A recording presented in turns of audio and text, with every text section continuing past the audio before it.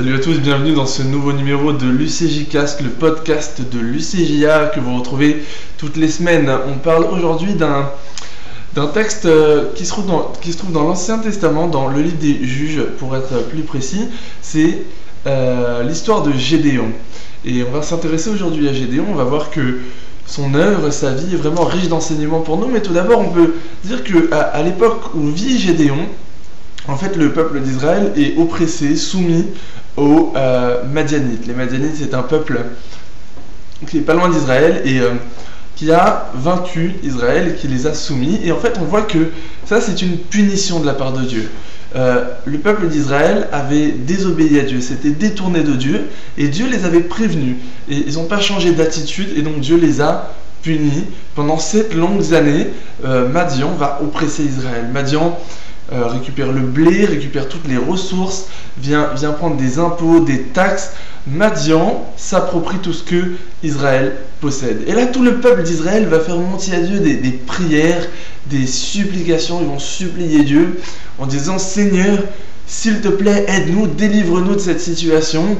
Viens à notre aide, Seigneur, on n'en peut plus. » Et c'est exactement ce que Dieu va faire. Dieu va venir à l'aide du peuple d'Israël avec la personne de Gédéon. Alors là, on s'intéresse à Gédéon. Et puis, dans le texte, on n'a pas énormément d'informations sur Gédéon, mais on voit un peu ce qui se passe. Gédéon est en train de moudre du blé. Le texte nous dit que c'est pour le cacher des Madianites. Ils étaient obligés de cacher leurs ressources pour pas que les Madianites les prennent. Et là, un ange arrive. Un ange s'assoit à l'entrée de l'endroit où est Gédéon et lui dit « L'Éternel est avec toi, vaillant héros. L'Éternel est avec toi, vaillant héros. » Et là, la réaction de Gédéon va être pas surprenante, pas vraiment.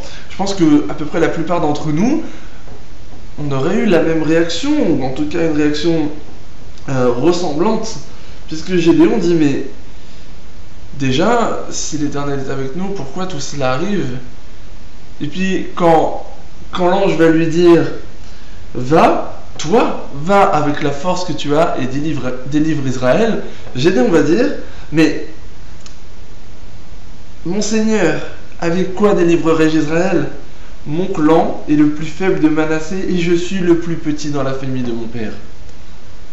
L'ange lui dit, va et délivre. Gédéon répond, moi? Mais j'ai rien, j'ai aucune force, comment est-ce que je vais faire? Et là, c'est l'enseignement que ce texte nous adresse. Gédéon fait partie du peuple d'Israël et je pense que, comme tout le peuple, il avait fait monter vers Dieu des prières et des supplications pour que Dieu les aide. Mais il y a une chose qu'il n'avait pas pris en compte, c'est qu'il n'était pas prêt, il n'avait pas imaginé à ce qu'il soit lui-même la réponse à sa propre prière. Il n'avait pas ça en vue.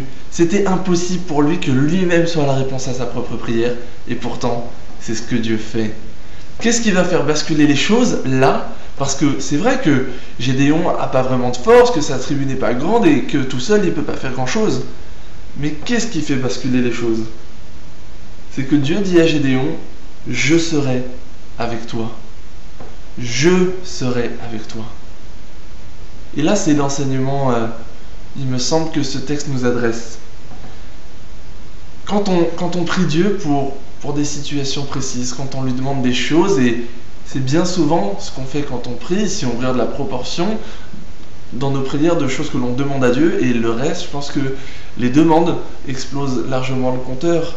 On demande énormément de choses à Dieu, que ce soit des guérisons, que ce soit nos problèmes, la résolution de nos problèmes, que ce soit le salut de nos amis non chrétiens autour de nous. Mais dans toutes ces prières, est-ce qu'on est prêt à ce que Dieu fasse de nous la réponse à notre propre prière? Quand je prie pour le salut d'un ami, est-ce que je suis prêt à ce que Dieu fasse de moi la personne dont il a besoin sur sa route pour lui présenter les choses clairement? Lorsque je prie pour telle ou telle situation, est-ce que je suis prêt à ce que Dieu fasse de moi la solution au problème, fasse de moi la réponse à ma prière? Il me semble que c'est quelque chose qu'il ne faut vraiment pas perdre de vue, mais c'est pas facile. Prier, et demander les choses, ouais, ça c'est plutôt facile. Mais être prêt à agir soi-même, être prêt à ce que Dieu nous envoie nous-mêmes pour régler ce qu'on demande, ça c'est plus difficile et ça demande un pas supplémentaire. Mais un pas supplémentaire qui, lorsqu'il est franchi, nous met dans une position où l'on peut voir la puissance de Dieu se manifester. Et lorsque la puissance de Dieu se manifeste, ça veut dire des vies transformées, ça veut dire des situations retournées, ça veut dire des problèmes complètement changés. Voir la puissance de Dieu, c'est quelque chose d'incroyable et ça demande certes un pas facile à franchir, mais lorsque Dieu nous dit, comme il l'a dit à Gédéon, je serai avec toi, on est sûr qu'en franchissant ce pas, les choses vont bien se passer et qu'on va pouvoir voir de grandes choses. Alors soyons prêts, vous et moi, à être la réponse à nos propres prières lorsque Dieu nous le demande et lorsque Dieu nous enverra, parce que c'est là qu'on verra de grandes choses. Voilà, c'est ce que je voulais vous laisser aujourd'hui. On se retrouve bientôt dans une nouvelle vidéo. Dès la semaine prochaine, vous aurez une autre vidéo avec une autre personne devant vous. Et en attendant, vous pouvez aussi vous abonner à la chaîne pour être sûr de louper aucune vidéo, ou bien demander mon ami UCJA Assos sur Facebook pour avoir toutes les infos sur l'association. Moi, je vous laisse et je vous dis à bientôt. Salut!